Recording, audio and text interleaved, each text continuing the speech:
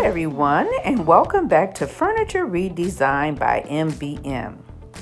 I'm Mary, and here's a quick peek at the project we'll be working on today. This old vintage table and chair. Now, as you can see, the chair is an old spindles chair, has a farmhouse look. I haven't quite decided on how I want to handle this. I do know I want to paint it as well as reupholster it. I've decided I want to paint the base of the table in a black. The top of the table, as you can see, is a veneer and the sides is solid wood. It is a little bit damaged all the way around, and I think most of that probably came from me. I had to move it from the garage to my family room by myself, so I kind of scuffed up the sides a bit, but that's okay. I have to sand it back anyway. So I'm going to start first by cleaning the base of the table as well as the top of the table. The top of the table around the sides, I do want to keep it wood, so I'm probably going to have to do a faux wood on the top so that it will be lightened with a black color. I'll be using my Zinger 123 primer as well as the one and black paint.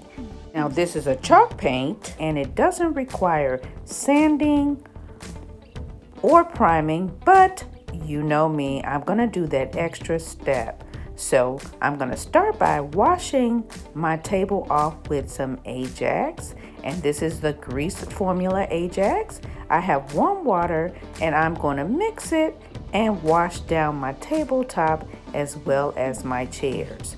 There are 4 chairs, even though I'm only showing one.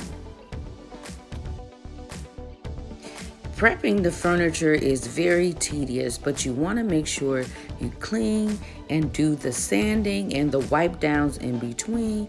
This is very important to make sure that your piece turns out really, really beautiful and professional. Once I'm done washing, I'm going to rinse, let it dry, come back, and we'll be ready to begin sanding the pieces. So I'm taking the top of the table off so that I can prepare the bottom of the table for sanding.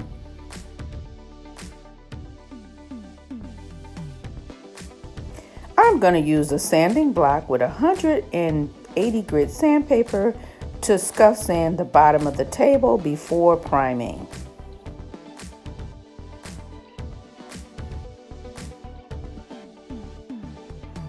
Now I'm just going to use a damp cloth to wipe away the dust from sanding.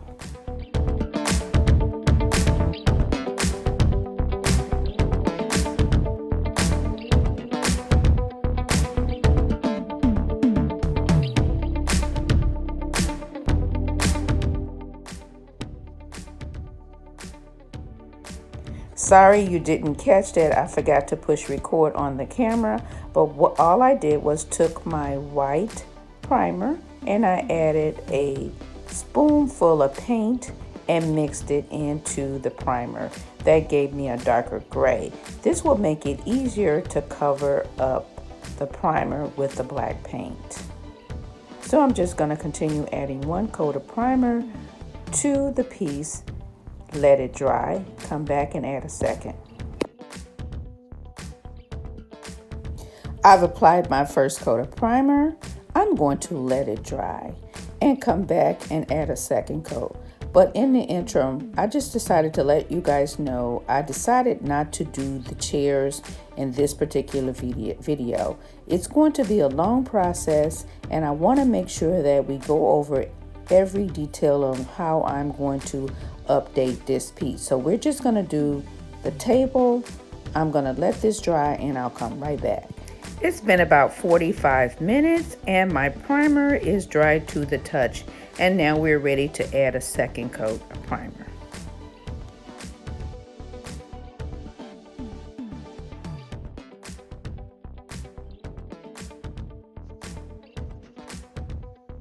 I'll do the same thing. Let my second coat of primer dry for 45 minutes to an hour, and I'll seal my paintbrush in this plastic bag until I come back to work on the chairs. Now I'm using a 220 grit sanding pad, and I just want to knock off any imperfections that's in my primer before adding my first coat of paint. As you can see, it's a bit late and my husband has fallen asleep on the sofa. So I am just going to go ahead, get one coat of paint on this and come back tomorrow and finish it up. Now I'm just taking a lint-free cloth and wiping away any dust left behind from sanding before adding my first coat of paint.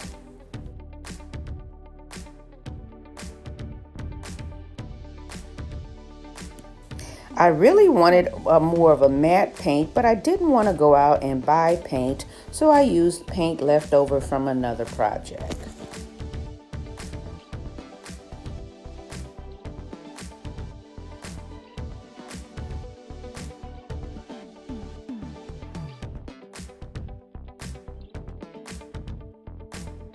I'm going to go ahead, finish adding my first coat of paint, and I'll see you guys on tomorrow with my second coat of paint. Now it's time to work on the top of the table.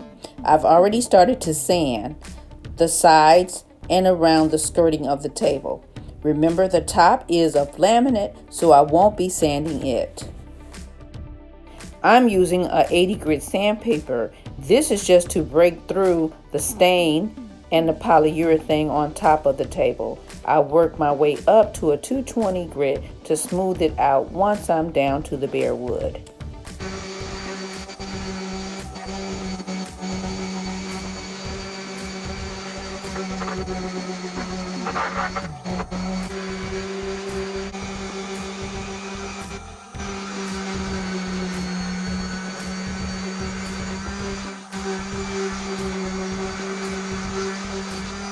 I'm using this old paintbrush to brush away the sawdust. Then I'll take a damp cloth to make sure that my table is clean and free of debris.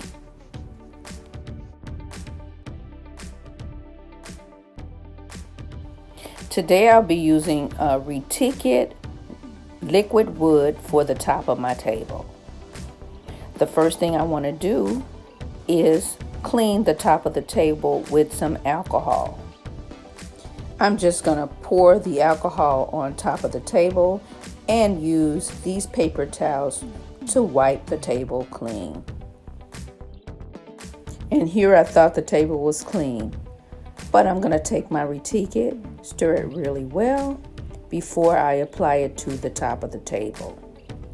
I want to give it time to dry before adding it to the table, so I'll see you in a few minutes. The alcohol is dry on the tabletop, and now I'm going to use this chip brush to apply the reticulated to the top of the laminate. The object is to just get it on the table first. It doesn't matter in which direction you paint, we just want to get it on the laminate. Once I have it all on the laminate, I'm going to take my brush and make smooth, even strokes. And I want to keep those straight strokes as straight as possible because the grain in the wood is straight. This is my first time using reticulated liquid wood, so I'm very anxious to see how it's going to turn out.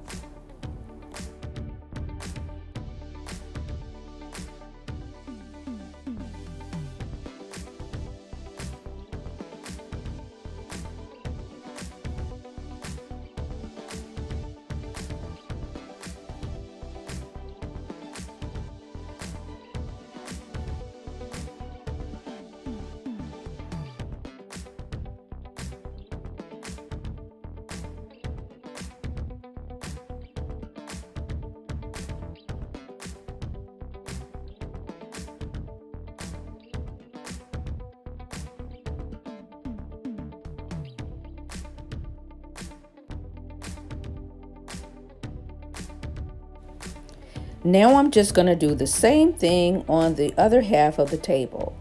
I'm going to apply it, make smooth, even strokes, and let it dry for 2 hours, and then I'll come back. So the first coat of liquid wood is dry, and now I'm ready to take a 220 grit sandpaper and just lightly sand the top of the piece. And I'm doing this according to directions on Retique. Once I have everything sanded down, I'll go ahead, take a damp cloth, wipe it down before adding my second coat of Retique.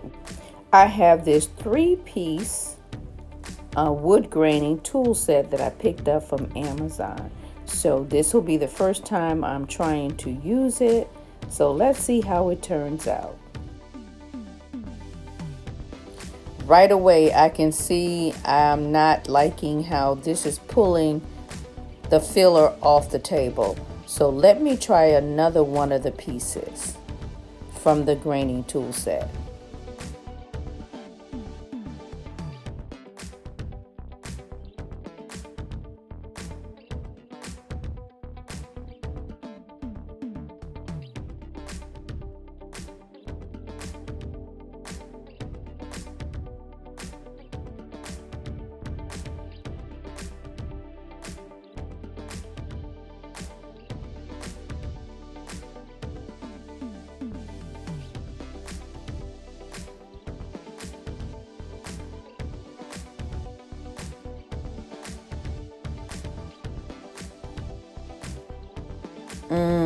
Looks like I need more texture in the wood. So I'm just going to flip this tool over and use another side and go over the entire table again.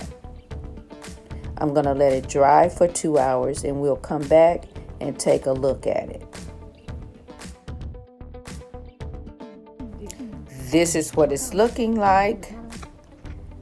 Again, I'm going to let it dry and we'll come right back. See you in a couple hours. I've applied 3 coats of Retique liquid wood and it's dry. And now I'm ready to apply my gel stain. I'm using cherry wood today. I have very little left in this can, so we're going to apply a coat of this and then we'll go ahead and add a second coat of something else. But let's see how the first coat turns out.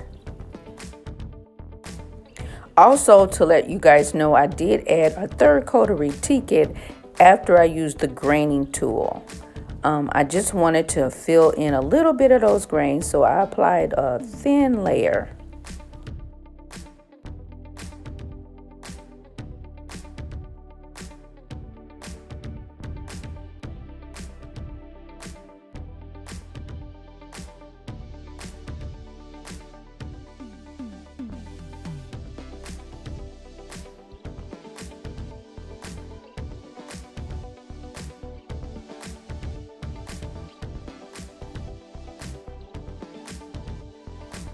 I'm really surprised at how this turned out. It's looking pretty good, even though this is a little light. I'm gonna have to darken it a little bit more, but so far, so good.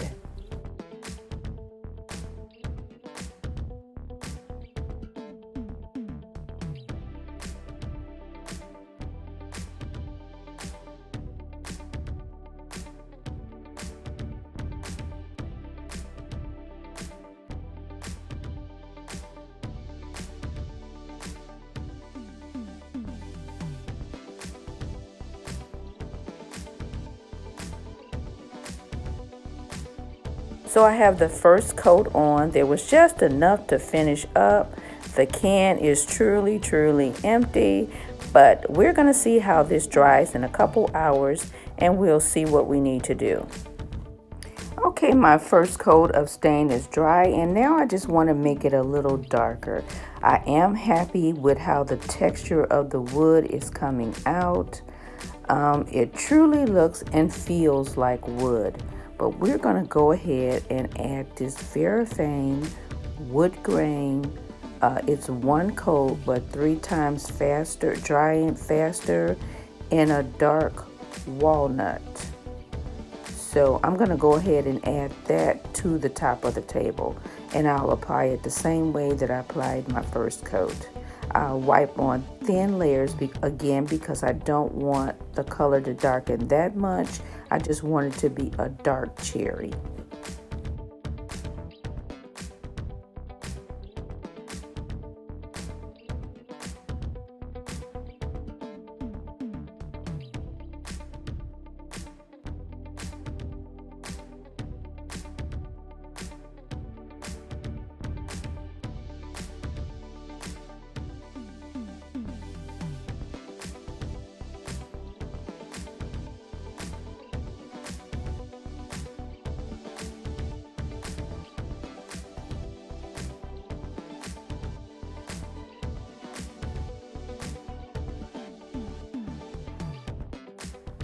I have the look that I'm looking for, so I'm just going to take off a little bit more of the dark stain.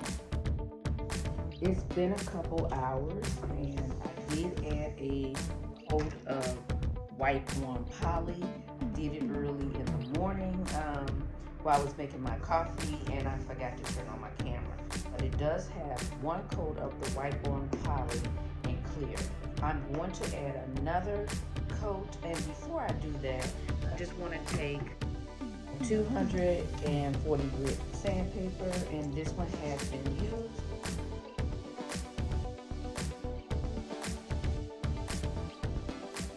I only do this to make sure that there's no fallen debris on the top of my table. Then I'll just take a paper towel and wipe away any dust that's left behind before adding that final coat of top coat. Now that that's done, I'm going to take the rag that I used for my top coat. I had it in a plastic bag. I'm just going to reuse it to apply a second coat of the top coat.